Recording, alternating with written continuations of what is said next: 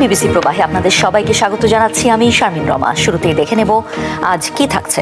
তারেক রহমানের সাথে আলোচনায় আগ্রহী জয়। ব্রিটিশ সংবাদ মাধ্যমকে জানালেন হাসিনা পুত্র। বিএনপি সরকারের সাথে কাজ করতে প্রস্তুত আওয়ামী লীগ। শেখ হাসিনার দেশে ফেরা নিয়ে অবস্থান জানালেন জয়। বললেন সিদ্ধান্ত নেবেন খোদ আওয়ামী লীগ সভাপতি। রাজনীতি থেকে অবসরের চিন্তা।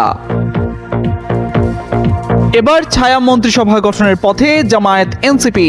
নজরদারি করা হবে বিএনপি সরকারের কার্যক্রম। ফেসবুকে আসিফ শিশির মনিরের পোস্ট। নির্বাচনে ইসলামী আন্দোলনের ভরাডুবি। 253 আসনের মধ্যে মাত্র একটিতে জয়। সফলতা পাননি চরমোনাই পীরের 3 ভাইও। নতুন সরকারের শপথ অনুষ্ঠানে মোদি শাহবাজ সহ আসতে পারেন 13 দেশের সরকার প্রধান। আমন্ত্রণের তালিকায় আছেন সৌদি যুবরাজও। ত্রয়োদশ জাতীয় সংসদ নির্বাচন শেষে গঠন হতে যাচ্ছে নতুন সরকার। টানা 20 বছর পর ক্ষমতায় যাচ্ছে বিএনপি। জুলাই অভ্যুত্থান পরবর্তী প্রথম প্রধানমন্ত্রী হচ্ছেন বিএনপি চেয়ারম্যান তারেক রহমান। এদিকে 1.5 বছরেরও বেশি সময় ধরে কোণঠাসা আওয়ামী লীগ। এখনও স্থগিত রয়েছে দলের কার্যক্রম। এমন প্রেক্ষাপটে নির্বাচনের পরই গণমাধ্যমের মুখোমুখি হয়েছেন শেখ হাসিনার ছেলে সজীব ওয়াজেদ জয়। নির্বাচনকে স্বীকৃতি না দিলেও আগ্রহ প্রকাশ করেছেন সার্বিক বিষয় নিয়ে আলোচনায় বসার। গেল বৃহস্পতিবার বাংলাদেশে যখন ত্রয়োদশ জাতীয় সংসদ নির্বাচন চলছিল, সে সময় ভিডিও কনফারেন্সের মাধ্যমে যুক্তরাষ্ট্রে অবস্থানরত জয়ের সাক্ষাৎকার নেন ব্রিটিশ সংবাদ মাধ্যম আইটিভির সাংবাদিক মাহাতির পাশা। বাংলাদেশ সময় শনিবার ভোরে সাক্ষাৎকারটি সম্প্রচার করে আইটিভি। জয় বলেছেন তিনি সবসময়ই উন্মুক্ত। তিনি আলোচনায় বিশ্বাস করেন দেশের সবচেয়ে বড় দল এবং সব প্রগতিশীল দলকে নির্বাচন থেকে বাইরে রাখা হয়েছে। মূলত এমন ভাবে সাজানো একটি নির্বাচন হয়েছে যাতে এই নির্বাচনে সবচেয়ে বড় ইসলামপন্থী দল জামায়াত ইসলামী তাদের জনসমর্থনের তুলনায় অনেক বেশি প্রভাব সংসদে পেয়েছে। এটি টেকসই হবে না বলেও মন্তব্য করেন তিনি। আওয়ামী লীগের শাসন আমলে জামায়াত ইসলামকে নিষিদ্ধ করা নিয়ে মাহাতির পাশা প্রশ্ন করলে জয় দাবি করেন আওয়ামী লীগ সরকার জামায়াতকে নিষিদ্ধ করেনি, তারা নির্বাচনে অংশ নিতে পারেনি আদালতের রায়ের কারণে। জামায়াত তাদের গঠনতন্ত্র সংশোধন করলে আবার নির্বাচনে অংশ নিতে পারত। শেখ হাসিনার ছেলে দাবি করেন বিএনপি বাংলাদেশের আরেকটি বড় রাজনৈতিক দল। অবশ্যই তাদের সঙ্গে কথা বলা উচিত। তারেক রহমান যদি প্রধানমন্ত্রী হন তাহলে অবশ্যই দলের পক্ষ থেকে তার সঙ্গে কথা বলা হবে। এই সময় নতুন প্রধানমন্ত্রীর সাথে কাজ করার আগ্রহ জানান সজীব ওয়াজেদ জয়। বাংলাদেশের সমকালীন রাজনৈতিক প্রেক্ষাপটে উঠে আসছে নানা সমীকরণ। শনিবার ডয়েচ ওয়েলের সাথে সাক্ষাৎকারে ক্ষমতাচ্যুত প্রধানমন্ত্রী শেখ হাসিনা পুত্র সজীব ওয়াজেদ জয় দেশের বর্তমান পরিস্থিতি, নির্বাচন এবং আওয়ামী লীগের ভবিষ্যৎ নিয়ে দলের অবস্থান জানিয়েছেন। ডয়েচ ওয়েলের সাক্ষাৎকারে সজীব ওয়াজেদ জয় বলেন, যেখানে প্রধান রাজনৈতিক শক্তিগুলোকে প্রশাসনিক চাপে নির্বাচনের বাইরে রাখা হয়, সেখানে জনমতের প্রতিফলন ঘটা অসম্ভব বলে দাবি তার। শেখ হাসিনার রাজনীতিতে ফিরবেন কিনা সে বিষয়ে উপস্থাপকের প্রশ্নে জয় জানান, তিনি অনেক আগেই রাজনৈতিক অবসর চেয়েছিলেন। রাজনীতিতে ফেরা একান্তই শেখ হাসিনার ব্যক্তিগত সিদ্ধান্ত জানিয়ে তার রাজনীতিতে ফেরা নিয়ে সংশয় প্রকাশ করেন জয়। জানান, এই বিষয়ে হাসিনার উপর পারিবারিক কোনো চাপ নেই, তিনি ফিরলে নিজ সিদ্ধান্তেই ফিরবেন। এছাড়াও ব্যক্তিগতভাবে সরাসরি রাজনীতিতে নামার কোনো পরিকল্পনা নেই বলেও জানান জয়। অতীত ঘটনার জন্য ক্ষমা চাওয়ার মাধ্যমে আওয়ামী লীগের রাজনীতিতে ফেরার পথ উন্মোচিত হলে দলটি ক্ষমা চাইবে কিনা এমন প্রশ্নের জবাবে জয় জানান, আওয়ামী লীগের অসংখ্য নেতাকর্মী নিহত হলেও বিচার না করে বরং দোষীদের দায় মুক্তি দেওয়া হয়েছে। একতরফা ক্ষমা চাওয়ার চেয়ে গত 1.5 বছরের সহিংসতার নিরপেক্ষ তদন্ত জবাবদিহিতাই তার কাছে বড় দাবি। এক্ষেত্রে জয় সমান বিচার নিশ্চিত করার উপরও জোর দেন। অন্যদিকে নির্বাচনে জয়ের পর বিএনপি চেয়ারম্যান তারেক রহমান এক সংবাদ সম্মেলনে আইনের শাসন প্রতিষ্ঠার মাধ্যমে সমস্যা সমাধানের আশ্বাস দিয়েছেন। শেখ হাসিনাকে দেশে ফেরানোর বিষয়ে তিনি সম্পূর্ণ আইনি প্রক্রিয়ার উপর নির্ভর করার কথাও জানান। প্রথমবারের মতো প্রধান বিরোধী দল হিসেবে এবারের সংসদ মাতাবে জামায়াত ইসলামী। একই সাথে জোট শরিক জাতীয় নাগরিক পার্টিকেও দেখা যাবে শক্ত অবস্থানে। এর মধ্যে মঙ্গলবার গঠিত হতে যাচ্ছে নতুন মন্ত্রিসভা। দেশের ইতিহাসে দ্বিতীয়বারের মতো এবার ছায়া মন্ত্রিসভা গঠনের পথে জামায়াত এনসিপি জোট। সম্প্রতি ছায়া মন্ত্রিসভা গঠনের ঘোষণা দিয়েছে বাংলাদেশ জামায়াত ইসলামী ও জাতীয় নাগরিক পার্টি। দুটি দলের শীর্ষ 2 নেতা সামাজিক যোগাযোগ মাধ্যমে পোস্ট দিয়ে একথা জানিয়েছেন। ত্রয়োদশ জাতীয় সংসদ নির্বাচনে সুনামগঞ্জ 2 আসনে জামায়াতের প্রার্থী ও সুপ্রিম কোর্টের জ্যেষ্ঠ আইনজীবী মোহাম্মদ শিশির মনির গতকাল শনিবার রাতে ফেসবুকে নিজের ভেরিফাইড অ্যাকাউন্টে দেওয়া এক পোস্টে ছায়া মন্ত্রিসভা গঠনের কথা বলেন। রোববার 10:16 দেওয়া এক পোস্টে জাতীয় নাগরিক পার্টির মুখপাত্র আসিফ মাহমুদ সজীব ভুঁইয়া ছায়া মন্ত্রিসভা গঠনের প্রস্তুতির কথা জানান। এক পোস্টে তিনি লিখেন, ছায়া মন্ত্রিসভা গঠনের প্রস্তুতি নিচ্ছে এনসিপি। স্বচ্ছতা ও জবাবদিহিতা নিশ্চিত এবং সার্বিক কার্যক্রমে ওয়াচডগ হিসেবে কাজ করবে ছায়া মন্ত্রিসভা। সংসদীয় গণতন্ত্রে ছায়া মন্ত্রিসভা হল বিরোধী দলের গঠিত একটি বিকল্প কাঠামো যা ক্ষমতাসীন সরকারের সমান্তরালে কাজ করে। এই মন্ত্রিসভার কাজ হল সরকারের কার্যক্রম পর্যবেক্ষণ, ভুল ত্রুটি ধরিয়ে দেওয়া এবং বিকল্প নীতি প্রস্তাব করা। এছাড়া এটি সরকারকে নিয়মিত জবাবদিহির মধ্যে রাখে। এ ধরনের মন্ত্রিসভা সাধারণত যুক্তরাজ্য, কানাডা, অস্ট্রেলিয়া ও নিউজিল্যান্ডে দেখা যায়। বাংলাদেশের ইতিহাসে সবশেষ 2009 সালে ছায়া মন্ত্রিসভা গঠন করে বিএনপি। সে সময় ছায়া প্রধানমন্ত্রী হিসেবে কাজ করেন বিএনপির তৎকালীন চেয়ারপারসন খালেদা জিয়া। এছাড়া ছায়া পররাষ্ট্রমন্ত্রী হিসেবে ছিলেন মওদুদ আহমেদ, ছায়া অর্থমন্ত্রী মির্জা আব্বাস, ছায়া স্বরাষ্ট্রমন্ত্রী MK আনোয়ার, ছায়া বাণিজ্য মন্ত্রী ছিলেন আমির খসরু মাহমুদ চৌধুরী। এবারও মন্ত্রণালয়ের ওপর নির্ভর করে দলের সংসদ সদস্যদের নিয়োজিত করতে পারেন জামায়াত এনসিপি। ত্রয়োদশ জাতীয় সংসদ নির্বাচনের প্রচারণায় সরব থাকলেও ভোটের ফলাফলে সাফল্য দেখতে পায়নি ইসলামী আন্দোলন বাংলাদেশ। 253 আসনে প্রার্থী দিলেও চরমোনাই পীরের দল জিতেছে মাত্র একটিতে। এমনকি কোনো আসনেই তেমন প্রতিদ্বন্দ্বিতাও গড়ে তুলতে পারেনি দলটি। চরমোনাই পীর ও দলের আমির সৈয়দ রেজাউল করিমের 3 ভাই এবার নির্বাচনে প্রতিদ্বন্দ্বিতা করলেও জিততে পারেননি একজনও। চরমোনাই পীরের ভাই দলের জ্যেষ্ঠ নায়েবে আমির সৈয়দ ফয়জুল করিম বরিশাল 5 আসনে দ্বিতীয় হলেও বরিশাল 6 আসনে হয়েছেন তৃতীয়। বরিশাল 5 আসনে ফয়জুল করিম পেয়েছেন 93,528 ভোট, আর এই আসনে জয়ী বিএনপি প্রার্থী মুজিবুর রহমান সরোয়ারের চেয়ে 37,903 ভোট কম পেয়েছেন তিনি। এদিকে বরিশাল 4 আসনে প্রার্থী ছিলেন ইসলামী আন্দোলন বাংলাদেশের সহকারী মহাসচিব এবং চরমোনাই পীরের আরেক ভাই সৈয়দ ইসহাক মুহাম্মদ আবুল খায়ের। প্রাপ্ত ফল অনুযায়ী সৈয়দ ইসহাক পেয়েছেন 36,753 ভোট। একই আসনে বিএনপির প্রার্থী রাজীব আহসান 1,28,322 ভোট পেয়ে জয়ী হয়েছেন। অন্যদিকে ঢাকা 4 আসনে প্রার্থী ছিলেন চরমোনাই পীরের আরেক ভাই মাওলানা সৈয়দ মোসাদ্দেক বিল্লাহ। এই আসনে জামায়াতে ইসলামীর প্রার্থী সৈয়দ জয়নুল আবেদিন 77,367 ভোট পেয়ে জয়ী হয়েছেন, আর হাত পাখা প্রতীকে মোসাদ্দেক বিল্লাহ পেয়েছেন 6,518 ভোট। এতে জামানত রক্ষা হয়নি মোসাদ্দেকের। বরগুনা 1 আসনে একমাত্র জয় পেয়েছে দলটি। এ আসনে ইসলামী আন্দোলনের প্রার্থী মাওলানা উলিউল্লাহ পেয়েছেন 1,38,512 ভোট। ধানের শীষের নজরুল ইসলাম মোল্লাকে 4,175 ভোটে হারিয়েছেন তিনি। বরিশালের রাজনৈতিক বিশ্লেষকরা বলছেন, ইসলামী আন্দোলনের প্রার্থীরা প্রচারণার মাঠে বেশ সরব থাকলেও ভোটের ফলাফলে ঘটেনি তার প্রতিফলন। জামায়াত ও ইসলামী আন্দোলনের জোট ভেঙে যাওয়াকেই কারণ হিসেবে উল্লেখ করছেন তারা। বাংলাদেশের নতুন সরকার শপথ নিতে পারে মঙ্গলবার। বিএনপির চেয়ারম্যান তারেক রহমানের নেতৃত্বে গঠন হতে যাওয়া মন্ত্রিসভার শপথ অনুষ্ঠানে অংশ নিতে চীন, ভারত, পাকিস্তান সহ 13 দেশের সরকার প্রধানকে আমন্ত্রণ জানিয়েছে অন্তর্বর্তী সরকার। শনিবার রাতে অন্তর্বর্তী সরকারের এক দায়িত্বশীল কর্মকর্তা গণমাধ্যমকে বিষয়টি নিশ্চিত করেছেন। ত্রয়োদশ জাতীয় সংসদ নির্বাচনে বিজয়ী সংসদ সদস্যদের শপথ পড়াবেন প্রধান নির্বাচন কমিশনার AMM নাসির উদ্দিন। অন্তর্বর্তী সরকারের প্রধান উপদেষ্টা কার্যালয়, আইন মন্ত্রণালয় এবং সরকার গঠনের প্রক্রিয়ায় যুক্ত একাধিক সূত্র এই তথ্য নিশ্চিত করেছে। নতুন সরকারের শপথ অনুষ্ঠানকে কেন্দ্র করে দেশি বিদেশি অতিথিদের উপস্থিতি নিশ্চিত করতে কূটনৈতিক পর্যায়ে যোগাযোগ অব্যাহত রয়েছে বলে গণমাধ্যমকে জানিয়েছেন সংশ্লিষ্টরা। একই সঙ্গে অনুষ্ঠানকে ঘিরে রাজধানীতে নিরাপত্তা জোরদার করার পরিকল্পনাও নেওয়া হয়েছে। এর আগে 12 ফেব্রুয়ারি অনুষ্ঠিত ত্রয়োদশ জাতীয় সংসদ নির্বাচনে 2/3 বেশি আসনে জয়লাভ করে বিএনপি নেতৃত্বাধীন জোট। নির্বাচনের ফল ঘোষণার পর থেকেই নতুন সরকার গঠনের প্রক্রিয়া শুরু হয়। বাংলাদেশে বিগত 4টি নির্বাচনে ফল প্রকাশের পরই প্রথম যে বিশ্বনেতা বিজয়ী দলকে আনুষ্ঠানিকভাবে অভিনন্দন জানিয়েছেন তিনি ভারতের প্রধানমন্ত্রী মনমোহন সিং বা নরেন্দ্র মোদী। যিনি দিল্লির ক্ষমতায় থাকুন না কেন, এই নিয়মে কখনো ব্যতিক্রম হয়নি। 13 ফেব্রুয়ারি শুক্রবার সকালেও ঠিক সেই রেওয়াজেরই পুনরাবৃত্তি ঘটল, যদিও বাংলাদেশে ভাবী প্রধানমন্ত্রীর নাম এখন বদলে গেছে। এবং একটানা 4টি নির্বাচনে জেতার পর শেখ হাসিনার নেতৃত্বাধীন আওয়ামী লীগ এই ভোটে লড়ার সুযোগই পায়নি।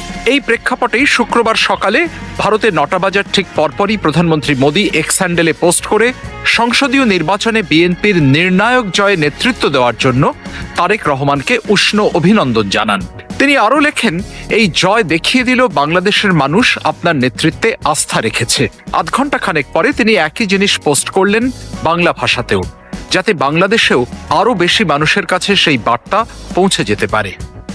যে তারেক রহমানের প্রতি ভারত অতীতে রীতিমতো শীতল মনোভাব দেখিয়েছে এবং তাঁর সৌজন্যমূলক পদক্ষেপেও পাল্টা সাড়া দেয়নি, সেই একই রাজনীতিবিদের প্রতি এই আচরণকে রীতিমতো ডিপ্লোম্যাটিক ইউটার্ন বলেই বর্ণনা করা যায়।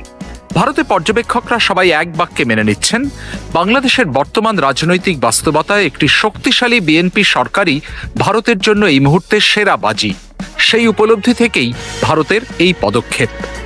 সেই সঙ্গে তারা এটাও বলছেন, তারেক রহমানের নেতৃত্বাধীন বিএনপি সরকার ভারতের সঙ্গে সম্পর্কের ক্ষেত্রে কিছু নির্দিষ্ট প্রতিশ্রুতি দিয়েছে বলেই এই ঘনিষ্ঠতার দানা বাঁধছে, এটাও আন্দাজ করা মোটেই কঠিন নয়। অতীতে বিএনপি সরকারগুলোর আমলে দিল্লির সঙ্গে সম্পর্কে যতই ওঠাপড়া থাকুক, ভারত যে আপাতত সেসব পুরনো বিষয় মনে না রেখে সম্পর্ককে এগিয়ে নিয়ে যেতে আগ্রহী, প্রধানমন্ত্রী মোদীর বার্তায় সে কথা স্পষ্ট হয়ে গেছে। তবে বাংলাদেশের নতুন সরকারের সঙ্গে কূটনৈতিক সম্পর্কের ক্ষেত্রে ভারত যে বিভিন্ন ইস্যু ধরে ধরে আলাদা অবস্থান নিতে চায়, দিল্লিতে পররাষ্ট্র মন্ত্রণালয়ের মুখপাত্র রণধীর জয়সওয়াল বৃহস্পতিবার সেটা বুঝিয়ে দিয়েছেন। ভারতের শাসক দল বিজেপির পক্ষ থেকে যেমন বলা হচ্ছে যে ঢাকায় যে দলের সরকারি ক্ষমতায় আসুক, সে দেশে হিন্দুদের ওপর নির্যাতন অত্যাচার বন্ধ না হলে সেই সরকারের সঙ্গে সম্পর্ক কিছুতেই সহজ হতে পারে না। তবে সার্বিকভাবে বাংলাদেশে অন্তর্বর্তী সরকারের অবসানে একটি নতুন নির্বাচিত রাজনৈতিক সরকারের আগমনকে ভারত যে স্বাগত জানাচ্ছে এবং তাদের প্রতি ইতিবাচক বার্তা পাঠাচ্ছে, তাতে কোনো সন্দেহ নেই। 2014 সালে নরেন্দ্র মোদীর নেতৃত্বে বিজেপি যখন প্রথমবার নিরঙ্কুশ গরিষ্ঠতা নিয়ে ভারতের ক্ষমতায় এলো, বিএনপির ভারপ্রাপ্ত চেয়ারম্যান তারেক রহমান তখন লন্ডনে নির্বাসিত জীবন কাটাচ্ছেন।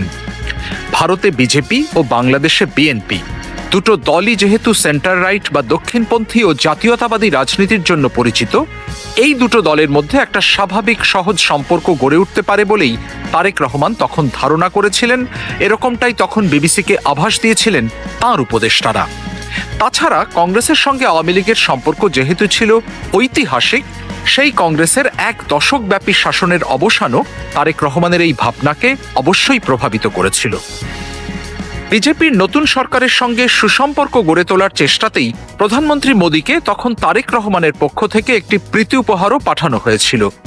দিল্লিতে সেটি পৌঁছে দিয়েছিলেন বিজেপির বৈদেশিক বিভাগের তখনকার নেতা বিজয় জলি।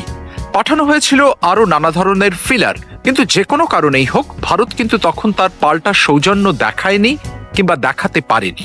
দিল্লিতে পর্যবেক্ষকরা অনেকে ধারণা করেন ভারতের গোয়েন্দা সংস্থাগুলোই তারেক রহমানের সঙ্গে সম্পর্ক তৈরি না করতে সরকারকে সে সময় পরামর্শ দিয়েছিল।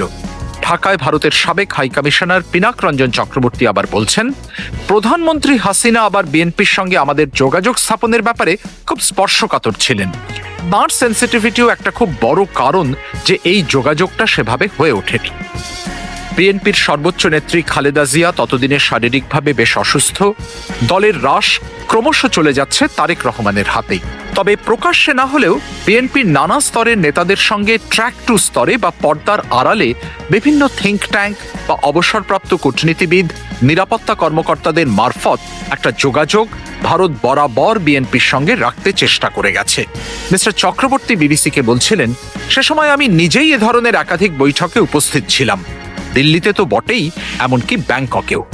2024-এর 5ই আগস্ট বাংলাদেশে ক্ষমতার নাটকীয় পালাবদলের পর সার্বিকভাবে বিএনপির প্রতি এবং অবশ্যই তারেক রহমানের প্রতি ভারতের দৃষ্টিভঙ্গিতে একটা আমূল পরিবর্তন আসে। আওয়ামী লীগের অনুপস্থিতিতে বিএনপি যে ভারতের অবধারিত পছন্দ বা অটোমেটিক চয়েস, সেই উপলব্ধি দিল্লির মনোভাবে এই পরিবর্তনের প্রধান কারণ। 2008 সালের সেপ্টেম্বরে বাংলাদেশের তখনকার সেনা সমর্থিত তত্ত্বাবধায়ক সরকার যখন রাজনীতি ছাড়ার মুচলেকা লিখিয়ে নিয়ে তারেক রহমানকে লন্ডন যেতে বাধ্য করেছিল, তখন ঢাকায় ভারতের রাষ্ট্রদূত ছিলেন পিনাক রঞ্জন চক্রবর্তী। মিস্টার চক্রবর্তী বিবিসিকে বলছিলেন, সে সময়ের কথা আমার পরিষ্কার মনে আছে এবং 2001 থেকে 2006 বিএনপি আমলের সেই তারেকের বিরুদ্ধে অভিযোগের যে পাহাড় ছিল তাতে কোনো সন্দেহ নেই। এখন 17 বছরেরও বেশি সময় যুক্তরাজ্যে কাটানোর পর তিনি কতটা পাল্টে গেছেন, তার মানসিকতায় কতটা পরিবর্তন এসেছে, এটা বলা খুব মুশকিল। কিন্তু এটা ধারণা করতেই পারি, ভারত যেভাবে এখন তার প্রতি ওপেন আউটরিচ করছে, প্রধানমন্ত্রী মোদী তাকে চিঠি লিখছেন বা শুভেচ্ছা জানাচ্ছেন, তাতে অবশ্যই ভারত তার কাছ থেকে কিছু নির্দিষ্ট প্রতিশ্রুতি পেয়েছে। এখন এখন এইসব প্রতিশ্রুতিগুলো ঠিক কি হতে পারে সেটা আন্দাজ করা কঠিন হলেও বিএনপিও আপাতত তাদের পুরনো ভারত বিরোধিতার রাজনীতিকে আঁকড়ে থাকবে না বলে দিল্লিতে অনেক পর্যবেক্ষকই ধারণা করছেন। বিএনপি তাদের পররাষ্ট্রনীতিকে বাংলাদেশ ফার্স্ট বলেই বর্ণনা করে থাকে, তবে তারেক রহমান তার সাম্প্রতিক ভাষণগুলোতে ভারতকে কখনোই কড়া ভাষায় আক্রমণ করেননি, সেটাকেও দিল্লি ইতিবাচক বলেই মনে করছে। ভাবী প্রধানমন্ত্রী তারেক রহমানকে অভিনন্দন জানাতে এবং তাঁর নেতৃত্বে বাংলাদেশ আস্থা রেখেছে একথা উচ্চারণ করতে নরেন্দ্র মোদী যে এতটুকুও সময় নেননি, তার পেছনে বড় কারণ এগুলোই।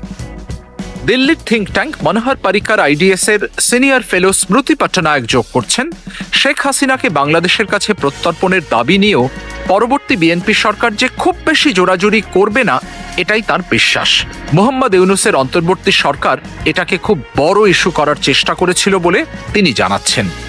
আরও বলছেন, তারেক রহমানের সরকার বা বিরোধীরা এখনো হয়তো মুখে সেই দাবি জানাবেন, কিন্তু তার জন্য দিল্লির সঙ্গে অন্য কোনো আলোচনা থমকে যাবে এমনটা হওয়ার সম্ভাবনা নেই। গত ১.৫ বছরে বাংলাদেশে যে ইস্যুটি নিয়ে ভারত সবচেয়ে বেশি প্রতিবাদের সরব ছিল সেটি হলো সেদেশে হিন্দু সহ ধর্মীয় সংখ্যালঘুদের ওপর নির্যাতন। এই ইস্যুতে ঢাকার অন্তর্বর্তী সরকার আর দিল্লিতে মোদী সরকার বহুবার বিতর্কেও জড়িয়েছে। বাংলাদেশ এইসব অভিযোগকে অতিরঞ্জন আর মিথ্যা প্রোপাগ্যান্ডা বলে উড়িয়ে দিলেও দিল্লি কিন্তু তাদের অভিযোগে অনড় থেকেছে। এখন বিএনপি সরকার ক্ষমতায় এলে সেই অবস্থার কতটা পরিবর্তন ঘটে এটা একটা গুরুত্বপূর্ণ দেখার বিষয় হবে। পশ্চিমবঙ্গে বিজেপির প্রধান মুখপাত্র দেবজিৎ সরকার অবশ্য মনে করেন, বাংলাদেশে কারা ক্ষমতায় এলো তাতে সত্যিই কিছু যায় আসে না, কারণ সেদেশে হিন্দুদের অবস্থার উন্নতি না ঘটলে সম্পর্ক স্বাভাবিক হওয়ার আশা না করাই ভালো। বিবিসিকে তিনি বলছিলেন, আমাদের অভিজ্ঞতা বলে বাংলাদেশে যে দলের সরকারই থাকুক হিন্দুদের ওপর অত্যাচার কখনোই বন্ধ হয় না, সে আওয়ামী লীগই বলি অথবা বিএনপির সরকার।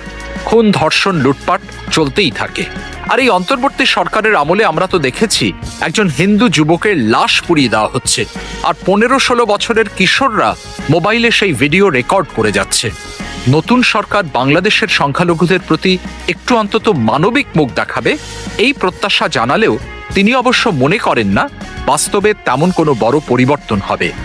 দেবজিৎ সরকার বলছেন, বাংলাদেশেও হিন্দুদের জন্য সত্যিই দিন বদলাবে আমরা ঠিক এমনটা আশা করার মতো অবস্থাতেই নেই।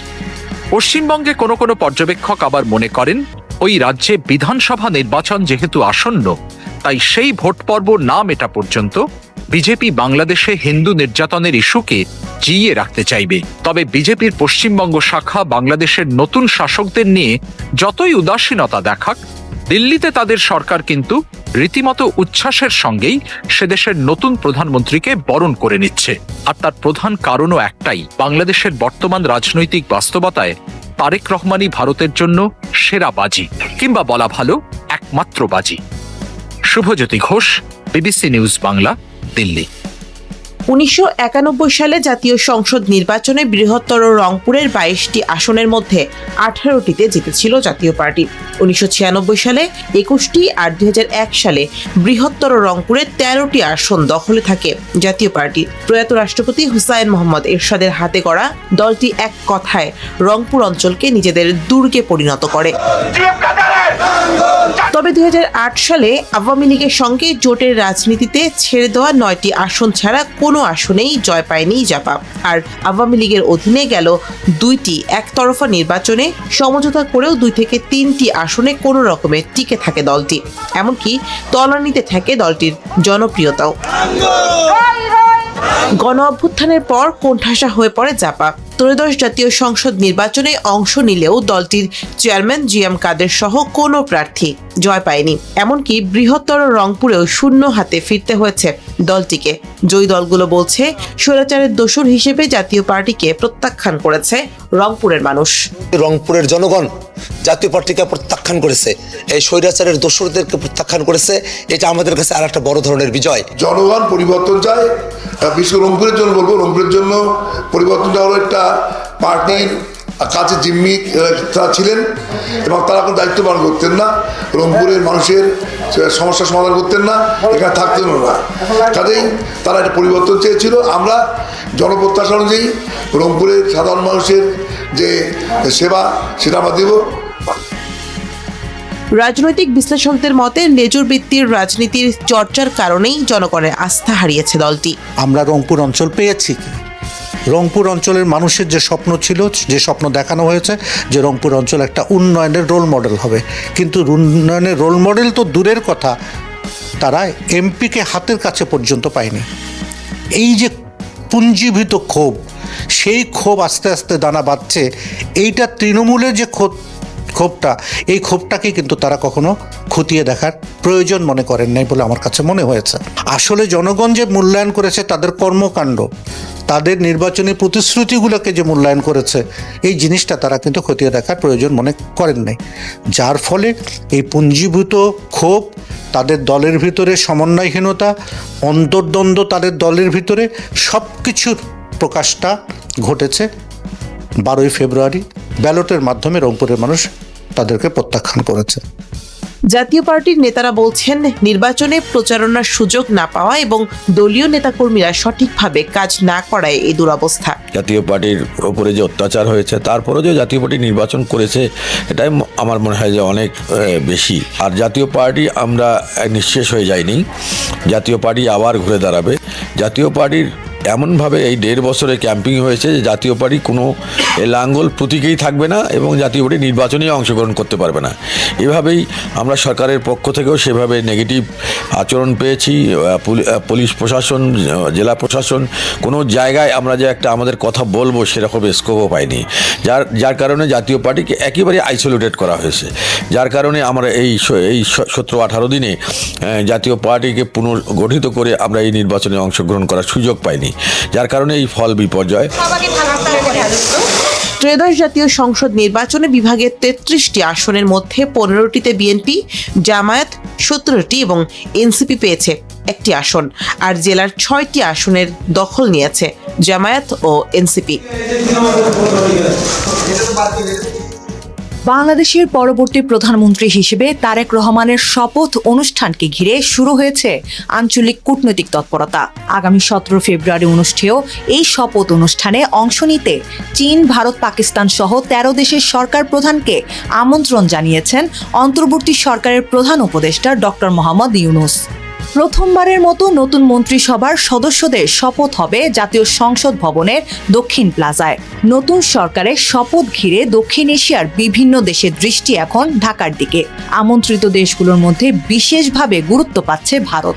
অনুষ্ঠানে যোগ দিতে ভারতের প্রধানমন্ত্রী নরেন্দ্র মোদীকেও আমন্ত্রণ জানানো হয়েছে, তবে তিনি উপস্থিত থাকবেন কিনা তা এখনও অনিশ্চিত। ভারতীয় সংবাদ মাধ্যম হিন্দুস্তান টাইমস জানিয়েছে, 14 ফেব্রুয়ারি গভীর রাতে ভারতের কাছে আনুষ্ঠানিক আমন্ত্রণপত্র পৌঁছে দেয়া হয়। এর কয়েক ঘন্টা আগেই বিএনপির নেতারা জানিয়েছিলেন শপথ অনুষ্ঠানে আঞ্চলিক দেশগুলোর শীর্ষ নেতাদের আমন্ত্রণ জানানো হবে। তবে একই দিনে মুম্বাইয়ে ফ্রান্সের প্রেসিডেন্ট ইমানুয়েল ম্যাখোর সঙ্গে নরেন্দ্র মোদীর একটি দ্বিপক্ষীয় বৈঠকের সূচি রয়েছে। ম্যাখো এআই ইম্প্যাক্ট সামিটে অংশ নিতে ভারত সফরে আসছেন এবং তার সফর শুরু হবে মুম্বাই থেকে। এই কারণে মোদীর ঢাকায় আসার সম্ভাবনা কম বলে জানান ভারতীয় কর্মকর্তারা। মোদী না এলেও ভারতের পক্ষ থেকে একজন জ্যেষ্ঠ প্রতিনিধি ঢাকায় আসতে পারেন। সেক্ষেত্রে ভারতের উপরাষ্ট্রপতি বা পররাষ্ট্রমন্ত্রী শপথ অনুষ্ঠানে অংশ নিতে পারেন বলে ধারণা করা হচ্ছে। বিষয়টি সম্পর্কে অবগত ভারতীয় কর্মকর্তারা জানিয়েছেন, বাংলাদেশের সঙ্গে তড়িঘড়ি করে সম্পর্ক পুনর্গঠনের পথে হাঁটতে চায় না দিল্লি। তবে সাম্প্রতিক সময়ে দুই দেশের সম্পর্ক তলানিতে নেমে যাওয়ায় তা পুনর্গঠন করা এখনও ভারতের অগ্রাধিকার তালিকায় রয়েছে। ভারতের কর্মকর্তারা আরও জানিয়েছেন, অনুষ্ঠানে পাকিস্তানের প্রধানমন্ত্রী শাহবাজ শরীফও আমন্ত্রিত হতে পারেন। সেক্ষেত্রে একই মঞ্চে ভারতের প্রতিনিধিত্বের বিষয়টি দিল্লি গুরুত্ব সহকারে বিবেচনা করছে। কূটনৈতিক সূত্রে জানা গেছে, অন্তর্বর্তী সরকারের প্রধান উপদেষ্টা ডক্টর মোহাম্মদ ইউনূস 13টি দেশের সরকার প্রধানকে শপথ অনুষ্ঠানে আমন্ত্রণ জানিয়েছেন। আমন্ত্রিত দেশের তালিকায় রয়েছে ভারত, চীন, সৌদি আরব, পাকিস্তান, তুরস্ক, সংযুক্ত আরব আমিরাত, কাতার, মালয়েশিয়া, ব্রুনাই, শ্রীলঙ্কা, নেপাল, মালদ্বীপ ও ভুটান। 14 ফেব্রুয়ারি তারেক রহমান বলেন, আমার সরকারের পররাষ্ট্রনীতি হবে বাংলাদেশের জনগণের স্বার্থকে কেন্দ্র করে, এটি কোনো নির্দিষ্ট দেশভিত্তিক হবে না।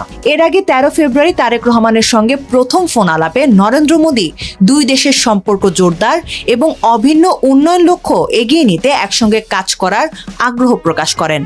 12 ফেব্রুয়ারি নির্বাচনে বিএনপির বিপুল বিজয়ের মধ্য দিয়ে ৩৫ বছর পর বাংলাদেশের প্রথম পুরুষ সরকার প্রধান হিসেবে শপথ নিতে যাচ্ছেন ৬০ বছর বয়সী তারেক রহমান। মিউনিখ নিরাপত্তা সম্মেলনে রাশিয়ার সঙ্গে আসন্ন শান্তি আলোচনায় ওয়াশিংটনের ভূমিকা নিয়ে ক্ষোভ প্রকাশ করেছেন ইউক্রেনের প্রেসিডেন্ট ভলোদিমির জেলেনস্কি। ডোনাল্ড ট্রাম্পের প্রশাসন যেভাবে শান্তি প্রক্রিয়া এগিয়ে নিচ্ছে তাতে ইউক্রেনকে বারবার ছাড় দেওয়ার জন্য চাপ দেওয়া হচ্ছে বলে অভিযোগ করেছেন তিনি। জেলেনস্কির মতে ট্রাম্প প্রশাসন রাশিয়ার ওপর চাপ প্রয়োগের পরিবর্তে কিয়েভকেই একতরফাভাবে আপোস করতে বাধ্য করছে। তবে পাশাপাশি আসন্ন শান্তি আলোচনা নিয়ে আশা প্রকাশও করেছেন তিনি। 17 ও 18 ফেব্রুয়ারি জেনেভায় যুক্তরাষ্ট্র, রাশিয়া ও ইউক্রেনের মধ্যে ত্রিপক্ষীয় বৈঠক অনুষ্ঠিত হওয়ার কথা রয়েছে। এর আগে আবুধাবিতে অনুষ্ঠিত 2 দফা আলোচনায় কোনো উল্লেখযোগ্য অগ্রগতি হয়নি। জেলেনস্কি বলেন, আমেরিকানরা প্রায়ই ছাড় দেওয়ার প্রসঙ্গ তোলে, কিন্তু দুর্ভাগ্যজনকভাবে সেই ছাড় কেবল ইউক্রেনের ক্ষেত্রেই প্রযোজ্য হয়, রাশিয়ার ক্ষেত্রে নয়। তিনি স্পষ্টভাবে জানান, শান্তি প্রতিষ্ঠার জন্য ইউক্রেনের প্রয়োজন সুস্পষ্ট নিরাপত্তা গ্যারান্টি। যুক্তরাষ্ট্র যুদ্ধের পর 15 বছরের নিরাপত্তা গ্যারান্টি প্রস্তাব করলেও ইউক্রেন অন্তত 20 বছর বা তার বেশি সময়ের নিশ্চয়তা চায়। জেলেনস্কি আরও অভিযোগ করেন, ট্রাম্প প্রশাসন তাকে শান্তি চুক্তির সুযোগ হাতছাড়া না করার জন্য চাপ দিচ্ছে। তিনি বলেন, ট্রাম্পের ক্ষমতা আছে পুতিনকে যুদ্ধবিরতি ঘোষণা করতে বাধ্য করার এবং তার সেটা করা উচিত। তবে ট্রাম্প উল্টো ইউক্রেনকেই দ্রুত সিদ্ধান্ত নেওয়ার জন্য তাগাদা দিচ্ছেন। জেলেনস্কি মনে করেন, ইউরোপীয় দেশগুলোকে আলোচনার টেবিলে না রাখা একটি বড় ভুল, কারণ ইউরোপের অনুপস্থিতিতে রাশিয়া সুবিধাজনক অবস্থানে রয়েছে। আলোচনার অন্যতম বিতর্কিত বিষয় হল দোনেৎস্ক অঞ্চল থেকে ইউক্রেনীয় সৈন্য প্রত্যাহারের রুশ দাবি। ইউক্রেন এই একতরফা দাবি প্রত্যাখ্যান করেছে এবং যুদ্ধবিরতি হলে রাশিয়া যাতে পুনরায় আক্রমণ না করতে পারে সেজন্য পশ্চিমা নিরাপত্তা গ্যারান্টি চেয়েছে। এছাড়া বন্দি বিনিময় এবং যুদ্ধবিরতি পর্যবেক্ষণ মিশনের কথাও উল্লেখ করেছেন জেলেনস্কি। তিনি জানান, রাশিয়ার হাতে বর্তমানে প্রায় 7,000 ইউক্রেনীয় সৈন্য বন্দী আছে, আর কিয়েভের হাতে আছে 4,000 রুশ সৈন্য। জেলেনস্কি তার বক্তব্যে 1938 সালের মিউনিখ চুক্তির প্রসঙ্গ টেনে সতর্ক করে বলেন, চেকোস্লোভাকিয়াকে ভাগ করে যেমন দ্বিতীয় বিশ্বযুদ্ধ এড়ানো যায়নি, তেমনি ইউক্রেনকে ভাগ করে দীর্ঘস্থায়ী শান্তি আনা সম্ভব নয়। তার মতে রাশিয়া আসলে সময় ক্ষেপণ করতে চাইছে এবং গঠনমূলক আলোচনার পরিবর্তে ইতিহাস পাঠে ব্যস্ত থাকতে চায়। এক সময় ডোনাল্ড ট্রাম্প সদম্ভে ঘোষণা করেছিলেন, প্রেসিডেন্ট হিসেবে আমার যা খুশি তাই করার অধিকার আছে। কিন্তু বর্তমান পরিস্থিতি বলছে সেই একচ্ছত্র ক্ষমতার দাপট আর আগের মতো নেই। যদিও তিনি ক্ষমতা কুক্ষিগত করার প্রচেষ্টা থেকে সরে আসেননি, তবুও যুক্তরাষ্ট্রের বিভিন্ন কোণ থেকে তার বিরুদ্ধে ছোট কিন্তু তাৎপর্যপূর্ণ বিদ্রোহের আগুন জ্বলে উঠছে। প্রতি সপ্তাহেই এমন মানুষের সংখ্যা বাড়ছে যারা প্রেসিডেন্টের রক্তচক্ষুকে আর ভয় পাচ্ছেন না। এবং আশ্চর্যের বিষয় হলো, এই তালিকায় যুক্ত হচ্ছে খোদ রিপাবলিকান দলের সদস্যদের নামও। ট্রাম্পের সবচেয়ে প্রিয় নীতি এবং ব্যক্তিগত লক্ষ্যগুলো এখন রাজনৈতিক আন্দোলন, আদালত, সাধারণ নাগরিক এবং নির্বাচনী রাজনীতির কঠিন বাস্তবতার মুখে বাধার সম্মুখীন হচ্ছে। এর অন্যতম উদাহরণ দেখা গেছে মিনেসোটায়। 12 ফেব্রুয়ারি ট্রাম্পের বর্ডার জার টম হোম্যান ঘোষণা করেছেন যে মিনেসোটায় হাজার হাজার ফেডারেল অফিসার মোতায়েনের সার্চ বা বিশেষ অভিযান শেষ হচ্ছে। যদিও তিনি দাবি করেছেন যে 4,000-এর বেশি গ্রেপ্তারের মাধ্যমে অভিযানের লক্ষ্য অর্জিত হয়েছে এবং দেশব্যাপী ধরপাকড় ব্যাহত থাকবে। তবুও আগ্রাসী কৌশল থেকে এই পিছু হটা ট্রাম্প প্রশাসনের জন্য একটি বড় ধাক্কা বলে বিবেচিত হচ্ছে। 2 মার্কিন নাগরিক রেনি গুড ও অ্যালেক্স প্রেটি ফেডারেল এজেন্টদের হাতে নিহত হওয়ার পর সপ্তাহ জুড়ে চলা ব্যাপক জনরোষ ও প্রতিবাদের মুখেই প্রশাসন এই সিদ্ধান্ত নিতে বাধ্য হয়েছে। মিনেসোটার ডেমোক্রেটিক গভর্নর টিম ওয়ালজ একে একটি ফেডারেল আগ্রাসন হিসেবে অভিহিত করে বলেছেন, অন্যায়ের বিরুদ্ধে রুখে দাঁড়ানোর জন্য পুরো দেশ তাদের কাছে কৃতজ্ঞ থাকবে। আদালত ট্রাম্পের ক্ষমতার লাগাম টানতে একটি বড় ভূমিকা পালন করছে। বিদ্রোহের এই বাতাস ছড়িয়ে পড়েছে ওয়াশিংটনের করিডোরেও। ইতোমধ্যেই দ্রব্যমূল্য বৃদ্ধির আশঙ্কায় খোদ রিপাবলিকান দলের 6 জন সদস্য দলীয় নেতৃত্বের বাইরে গিয়ে কানাডার ওপর ট্রাম্পের শুল্ক বা ট্যারিফ বাতিল করেছেন। এছাড়া স্পিকার মাইক জনসনের প্রচেষ্টাকে নস্যাৎ করে ভবিষ্যতে ট্রাম্পের শুল্ক নীতির ওপর ভোটের পথ খোলা রেখেছেন আরও 3 জন রিপাবলিকান সদস্য। জেফ্রি অ্যাপস্টাইনের ফাইল প্রকাশে বাধ্য করার ঘটনার পর হাউজে এই বিভক্তি প্রমাণ করে যে কিছু ইস্যুতে ট্রাম্প আর তার দলের নিরঙ্কুশ সমর্থন পাচ্ছেন না। সব মিলিয়ে ট্রাম্পের রাজনৈতিক জাদুকরী ক্ষমতা যে ক্রমশ ম্লান হচ্ছে তা এখন স্পষ্ট। সবাইকে শুভকামনা জানিয়ে আমি শারমিন রমাজ এখানেই বিদায় নিচ্ছি। ভালো থাকবেন।